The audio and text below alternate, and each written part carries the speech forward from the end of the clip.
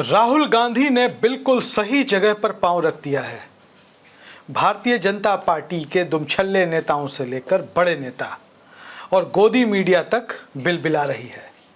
मेरा नाम है सिमरनजीत सिंह। राहुल गांधी एक नई भूमिका में हैं। सांसद तो वो 2004 से हैं, नेता राहुल गांधी 2004 से ही हैं। वो रायबरेली के भी सांसद रहे हैं, आज भी अमेठी के भी सांसद रहे, वायनाड से भी सांसद रहे। 3 अलग अलग लोकसभा सीटों से वो सांसद इतने दिनों में निर्वाचित हो चुके हैं। राहुल गांधी कांग्रेस पार्टी के महासचिव भी रह चुके हैं। राहुल गांधी कांग्रेस के राष्ट्रीय उपाध्यक्ष भी रह चुके हैं। राहुल गांधी कांग्रेस के अध्यक्ष भी रह चुके हैं। फिलहाल वो लोकसभा में विपक्ष की नेता की भूमिका निभा रहे हैं। राहुल गांधी ने अपने राजनीतिक जीवन के शुरुआत में जब कांग्रेस संगठन से उनका जुड़ा हुआ, उन्होंने कांग्रेस के छात्र संगठन NSUI और यूथ कांग्रेस के इंचार्ज के तौर पर भी काम किया। राहुल गांधी की शिक्षा दीक्षा भी बिल्कुल ज़बरदस्त है, बेहतरीन है। आधुनिक शिक्षा उन्होंने हासिल की है।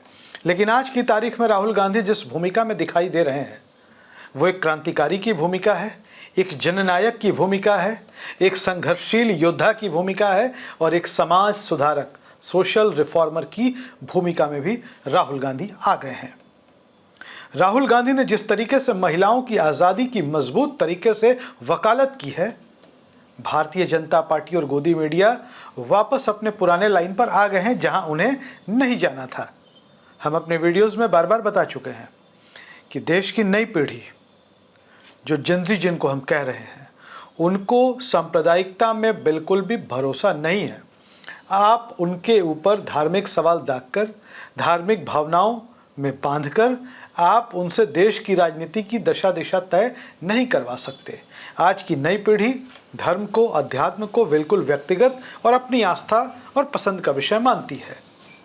लेकिन भारतीय जनता पार्टी ने अपनी राजनीति में जिस तरीके से धर्म का राजनीतिकरण किया है, उसको नई पीढ़ी स्वीकार करने को बिल्कुल भी तैयार नहीं है। और जो पुरानी पीढ़ी के जो लोग हैं, जिन्होंने इन्हीं मुद्दों के आधार पर भारतीय जनता पार्टी को कभी चुना था, अब उनको भी यह महसूस हो रहा है कि हम लोगों ने जिस तरीके से असल मुद्दों को दरकिनार करके भाजपा द्वारा हमारे दिमाग में घुसाए गए मुद्दे, जिनको हम ब्रेन वॉश भी कह सकते हैं, उसके आधार पर लगातार मतदान किया और आज देश की दुर्गति आपके सामने है।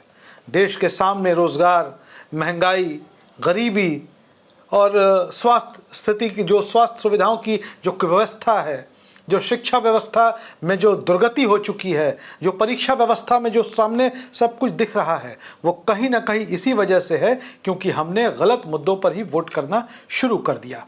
लेकिन भारतीय जनता पार्टी ने क्या किया? राहुल गांधी ने अगर आधी आबादी की आज़ादी की बात की तो कायदे से बीजेपी को उसका समर्थन करना चाहिए था।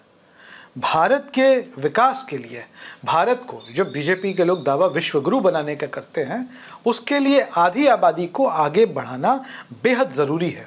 राहुल गांधी ने जब मनुस्मृति का हवाला दिया और बताया कि महिलाओं की आज़ादी कितनी ज़रूरी है, उन्होंने कहा कि हमारे यहाँ बताया गया है कि एक लड़की जब पैदा होती है तो उसको अपने पिता के साए में जीना पड़ता है, फिर पति के साए में जीना पड़ता है, बुढ़ापे में पुत्र के।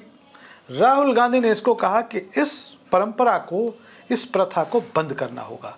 महिलाओं को, आधी आबादी को बराबरी का दर्जा दिलाने की बात तो हम सब करते हैं, लेकिन क्या उनको बराबरी का दर्जा है? क्या महिलाओं को आज़ादी है जो मिलनी चाहिए थी? आप महसूस करिए, आपके घर में राहुल गांधी ने बहुत अंदर की बात कही है, जो बीत रहा है, जो बिल्कुल प्रैक्टिकल है।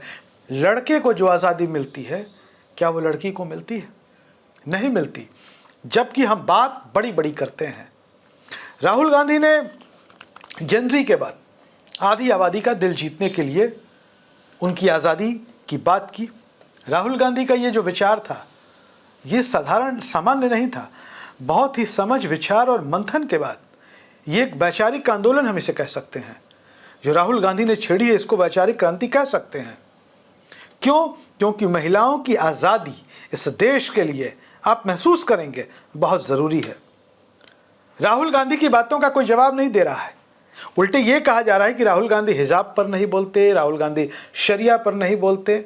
भाई मेरे, राहुल गांधी जिन महिलाओं की आज़ादी की बात कर रहे हैं वो 140 करोड़ लोगों के देश भारत की महिलाओं के बारे में कह रहे हैं, जिनमें 70 करोड़ महिलाएं हैं। उनमें हिंदू महिलाएं भी हैं, मुस्लिम भी हैं, सिख भी हैं, क्रिश्चियन भी हैं। राहुल गांधी ने किसी धर्म का नाम वहां नहीं लिया। राहुल गांधी ने सिर्फ किसी एक धर्म के बारे में नहीं कहा, ये ओवरऑल पूरे देश की महिलाओं के बारे में कहा जा रहा है। दूसरी बात, सबके पसंद और नापसंद की बात भी कही गई।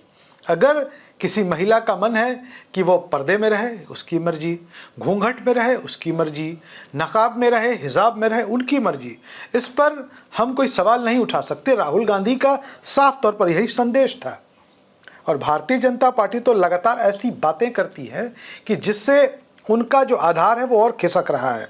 अभी हम बता दें आपको कि कृति सेनन का मामला पूरे देश में जोरों शोरों से चल रहा है। कृति सेनन बॉलीवुड की जानी मानी एक्ट्रेस हैं। उनका एक ज्वेलरी ब्रांड के साथ रक्षाबंधन के मौके पर एक ऐड आया जिसमें वो ऑफ वाइट रंग के कपड़े में विज्ञापन में आती हैं। इसके बाद उनको ट्रोल करना शुरू कर दिया गया उनके कपड़ों को लेकर। अब सुनने में आ रहा है कि उनके इस विज्ञापन को हटा भी दिया गया है। राहुल गांधी ने खुले तौर पर कृति सेनन का समर्थन किया है।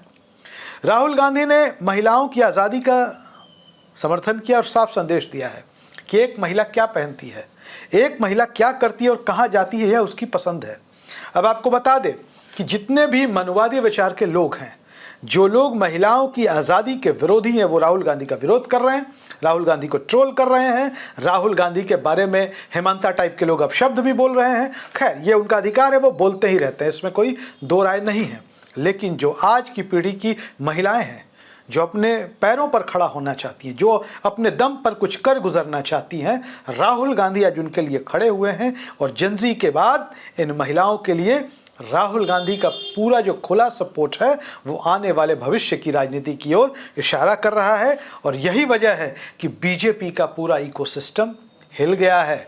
आज महिलाओं की आज़ादी को लेकर भारत में जो हुआ है, जो राहुल गांधी ने जो चर्चा छेड़ी है, यकीन मानिए ये सिर्फ एक राजनीतिक चर्चा नहीं है बल्कि वैचारिक आंदोलन है। दूसरी तरफ एक बात अंत में आपको यह भी बता दें कि जिस प्रकार से राहुल गांधी की खिलाफत करने के लिए, सिर्फ राहुल गांधी की कही गई बातों का विरोध करने के लिए बीजेपी के नेता और बीजेपी से जुड़े लोग और उनके समर्थन वाली मीडिया साफ तौर पर मनुस्मृति का समर्थन कर रही है, उससे जो SC/ST वर्ग के लोग हैं, जिनको बहुजन समाज के लोग भी कहते हैं, वो भारतीय जनता पार्टी के प्रति बहुत क्रोधित और कुपित दिखाई दे रहे हैं। उनका रोष, आक्रोश भी सोशल मीडिया पर दिखाई दे रहा है। देश के बड़े जाने माने वरिष्ठ पत्रकार हैं उर्मिलेश जी ने सोशल मीडिया पर बड़ा ज़बरदस्त लिखा है कि आज़ाद भारत में मनुस्मृति को इतना खुला समर्थन पहली बार केंद्र में सत्ताधारी किसी बड़े दल और उसकी कुछ राज्य सरकारों से मिलता हुआ दिख रहा है। निश्चित ही आधुनिक भारत के इतिहास की अनोखी और शर्मनाक घटना है। अब आप इस विषय पर क्या सोचते हैं? अपनी राय कमेंट बॉक्स में ज़रूर लिखिएगा। धन्यवाद।